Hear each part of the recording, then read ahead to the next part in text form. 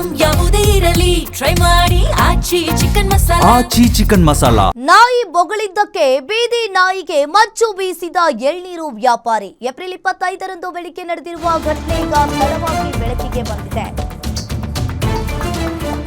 ನಾಯಿ ಬೊಗಳಿದ್ದಕ್ಕೆ ಮಚ್ಚು ಬೀಸಿದ ಎಳ್ನೀರು ವ್ಯಾಪಾರಿ. ಏಪ್ರಿಲ್ 25ರಂದು ಬೆಳಿಗ್ಗೆ ನಡೆದಿರುವ ಘಟನೆ ಈಗ ತಡವಾಗಿ ಬೆಳಕಿಗೆ ಬಂದಿದೆ. ಬೆಂಗಳೂರು ಹೊರವಲಯ ಕೆಆರ್ಪುರ ಠಾಣಾ ವ್ಯಾಪ್ತಿಯಲ್ಲಿ ಈ ಘಟನೆ ನಡೆದಿದೆ. ಎಳ್ನೀರು ವ್ಯಾಪಾರಿಯ ಮಚ್ಚಿನೇಟು ಸಿಸಿಟಿವಿಯಲ್ಲಿ ಸೆರೆಯಾಗಿರುವಂತದ್ದು. ಈಗಾಗಲೇ ಗಾಯಗೊಂಡಿದ್ದ ಬೀದಿ ನಾಯಿಗೆ ಚಿಕಿತ್ಸೆಯನ್ನ ಕೊಡ್ತಾ ಇದ್ದಾರೆ.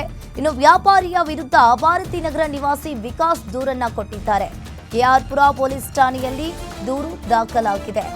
ಇನ್ನು ನಾಯಿ ಬೊಗಳಿದ್ದಕ್ಕೆ ಎಳ್ನೀರು ವ್ಯಾಪಾರಿ ಮಚ್ಚನ್ನ ಬೀಸಿದ್ದಾನೆ. ಕೆಆರ್ಪುರ ಪೊಲೀಸ್ ಠಾಣೆಯಲ್ಲಿ ಈಗಾಗಲೇ ದೂರು ದಾಖಲಾಗಿದೆ.